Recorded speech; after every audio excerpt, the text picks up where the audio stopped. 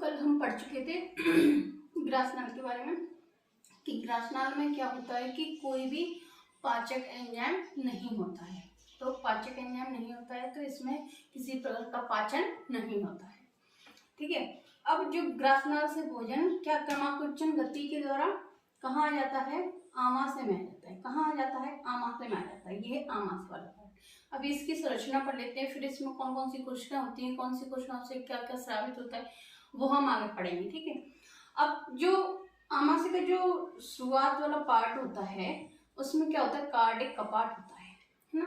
क्या खाना आया है ना, अब खाना आया, अब खाना आ गया, अब खाना ऊपर ना जाए, वापस ग्रासनाल में ना चला जाए, इसके लिए क्या होता है? इसमें कपाट लगे होते हैं, यानी गेट लगे होते हैं। सीधी सी भाषा में समझ लीजिए। इंग्लिश में से कहते हैं कार्डिक स्फिंक्टर कहते हैं, इंग्लिश में कहते हैं कार्डिक कपाट कहते हैं ना। और हिंदी में क्या कहते हैं? जठरागम अवरोधनी, जठरागम अवरोधनी। ठीक है। तो इसे कहते हैं कार्डिक कपाट कहते हैं। यहाँ से क्या होता है? भोजन अंदर आ जाता है तो ये क्या हो जाती है? बंद हो जाती है। भोजन अंदर आ जाता है तो क्या होते हैं? बंद हो जाती है। अब जो आमाशय होता है वो इसके 3 पार्टों में डिवाइडेड रहता है, यानी इसके 3 भाग होते हैं। कौन से भाग होते हैं? 3 भाग होते हैं। कौन सा? पहला होता है कार्डिक भाग, जो सबसे ऊपर वाला भाग होता है, और बीच वाला भाग होता है वो कौन सा होता है? फंडस। कौन सा होता है? फंडस, है ना, बॉडी। और या फंडिक कह देते हैं या फंडस भी कहते हैं, अलग अलग नाम होते हैं इसके दो। ठीक है। और तीसरा भाग होता है पाइलोरिक। तीसरा भाग कौन सा होता है? पाइलोरिक होता है। ठीक है। तो सबसे बड़ा वाला भाग होता है कौन सा? फंडस होता है। ठीक है। 3 भाग होते हैं, कार्डिक, फंडस और पाइलोरिक। ठीक है। और यहाँ भोजन कितने घंटे रहता है आमाशय में? 4 घंटे रहता है। अभी हम पढ़ेंगे कि एचसीएल कहाँ से स्रावित होता है ना, एचसीएल के क्या कार्य होते हैं, पेप्सिन रेनिन कहाँ से स्रावित होते हैं, इसके क्या कार्य होते हैं ना। अब ये होता है पाइलोरिक वाला भाग। अब पाइलोरिक यहाँ का ग्रहणी से जुड़ा होता है, ड्यूडेनम, ड्यूडेनम, है ना। ये कौन सा पार्ट होता है? यहाँ आगे जाके छोटी आंत वाला पार्ट होता है ना। तो यहाँ जो ये क्या होता है कि आमाशय का अंतिम वाला भाग होता है।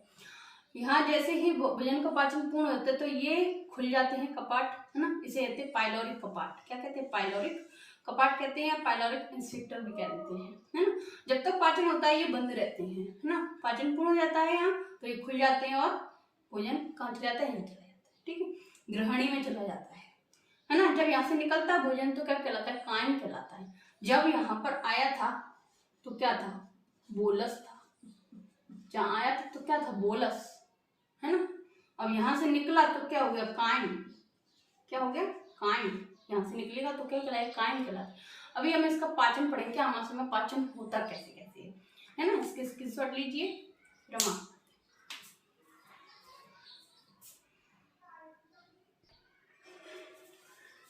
हाँ, तो अब हम क्या देखते हैं? आमाशय में पाचन देखेंगे तो पाचन में हम देखेंगे पहले कौन कौन से एंजाइम स्रावित होते हैं ना, कौन से हार्मोन स्रावित होते हैं, एचसीएल कहाँ से स्रावित होता है, फिर आगे पढ़ेंगे कि हम कि इस पाचन के द्वारा किस किस का पाचन होता है, प्रोनिन से क्या बनता है ना, पेप्सिनोजन से किसका पाचन होता है, ये आगे पढ़ेंगे। पहले देख लेते हैं। ठीक है। तो जो कार्डिक भाग होता है, कार्डिक भाग से तो ज्यादातर क्या होता है? श्लेष्मा का स्रावन होता है ना। लेकिन जो फंडस और जो पाइलोरिक भाग होता है, यानी जो सेकंड और थर्ड पार्ट होता है आमाशय का, उसमें फंडस भाग में कौन सी? जाइमोजन सेल्स और पेप्टिक या फिर चीप्स। इसके 3 नाम हैं, जाइमोजन सेल्स, पेप्टिक या चीप सेल्स। इनसे क्या होता है? प्रोरेनिन और पेप्सिनोजन का क्या होता है? स्रावन होता है। प्रोरेनिन और पेप्सिनोजन जो एंजाइम होते हैं उनका स्रावन होता है। और ऑक्सेंटिक सेल और पैरेटल भित्ति सेल, इनका एक ही नाम है, अलग अलग नाम है एक ही कोशिका के। ऑक्सेंटिक सेल बोल देते हैं या पैरेटल भित्ति सेल। इससे क्या होता है? एचसीएल का स्रावन। एचसीएल का जो स्रावन होता है आमाशय में, जिससे जो भोजन होता है उसका माध्यम अम्लीय हो जाता है, वो एचसीएल का स्रावन किससे होता है? ऑक्सेंटिक सेल या पैरेटल भित्ति सेल से होता है। ठीक है। अब आते हैं पाइलोरिक भाग में। पाइलोरिक भाग में क्या होता है? गैस्ट्रिक सेल्स होती हैं, जी सेल्स होती हैं। इनसे क्या होता है? गैस्ट्रिक हार्मोन निकलते हैं। गैस्ट्रिक जो हार्मोन होते हैं वही सारी क्रियाओं को संचालित करती हैं जो पाचन की क्रिया होती है ना। तो और इसमें कौन सी श्लेष्मा कोशिकाएं होती हैं? जो श्लेष्मा सेल्स होती हैं वो क्या? श्लेष्मा यानी जो चिपचिपा पदार्थ होता है म्यूकस, उसका स्रावन करती है। जो आंतरिक लेयर होती है ना आमाशय की, वो किसकी बनी होती है? श्लेष्मा की बनी होती है ना। जिसकी प्रकृति कैसी होती है, क्षारीय होती है, जो HCl के जो प्रभाव को क्या कर देती है, उदासीन कर देती है। वरना हमारा जो आमाशय का जो आंतरिक लेयर है, अगर वो क्षारीय नहीं होगी तो क्या होगा, हमारे आमाशय के लेयर को नुकसान पहुंचेगा कि नहीं पहुंचेगा, है ना, क्योंकि एसिडिक प्रकृति होती है उसकी HCl की। आमाशय के स्वपाचन को भी रोकती है, कौन, म्यूकस, है ना। और HCl से आमाशय की क्या करती है, सुरक्षा करती है म्यूकस, क्योंकि इसकी प्रकृति क्षारीय होती है और HCl अम्लीय होता है, तो ये इसको क्या कर देती है, उदासीन कर देती है, उदासीन कर देती है, जिससे जो HCl का प्रभाव सिर्फ भोजन तक ही रहता है, हमारे अंगों पर नहीं पड़ता है। वरना हमारे अंग पड़े वो अंग ही डैमेज हो जाएंगे, है ना। और फिर आगे समझते हैं इसके बारे में, ठीक है, स्क्रीनशॉट लीजिए।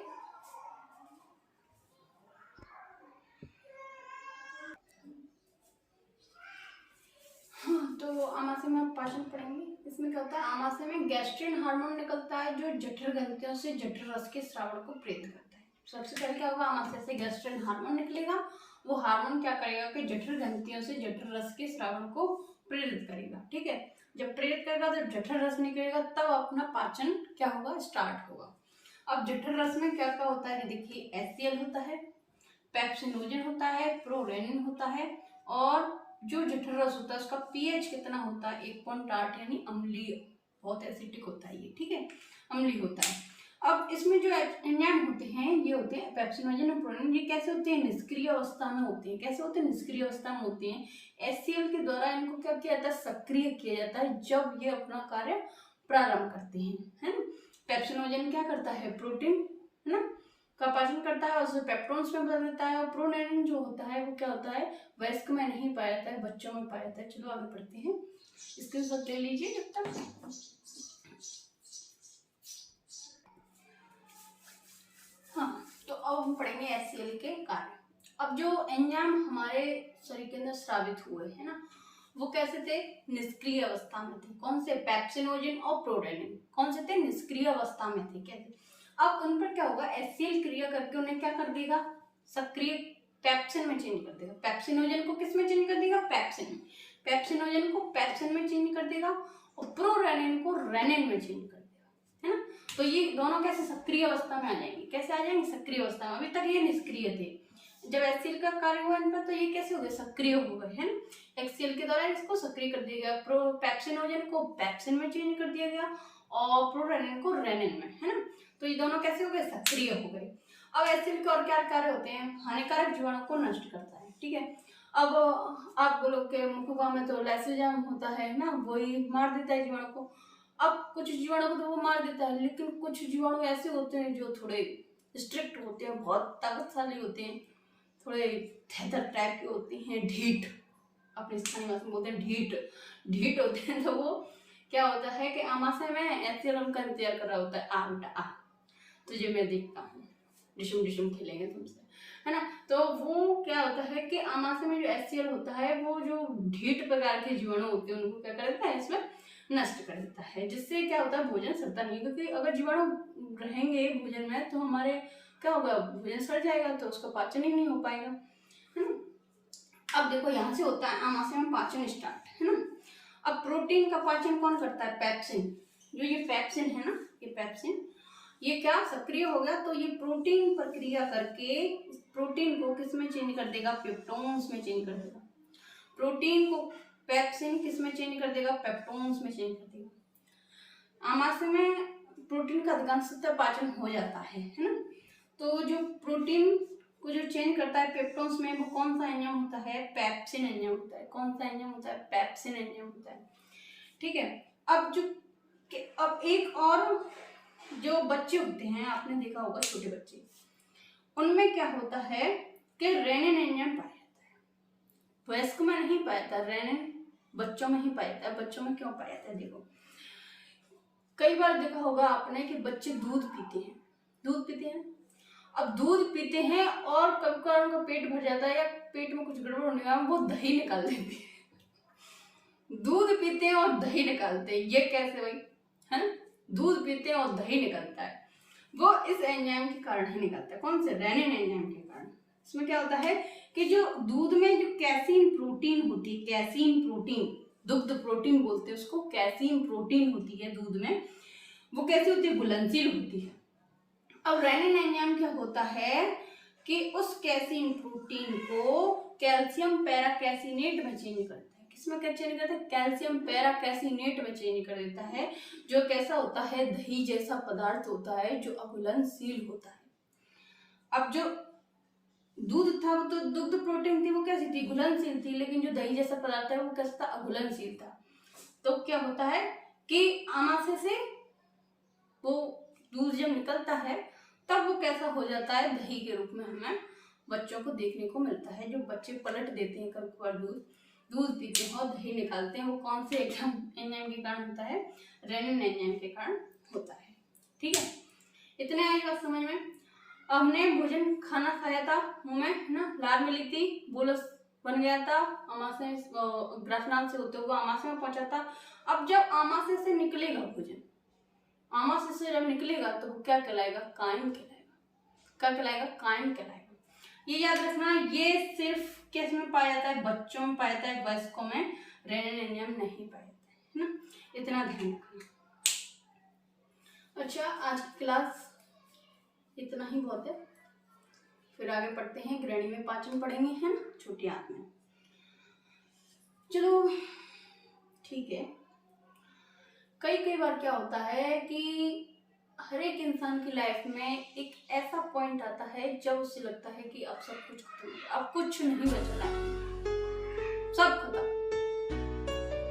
तो उस टाइम उसको क्या करना चाहिए कि उस टाइम उसको थोड़ा सब्र रखना चाहिए और उस ऊपर वाली शक्ति पर विश्वास रखना चाहिए कि जीवन में जो कुछ भी होता है अच्छे के लिए होता है, ये सोचना चाहिए।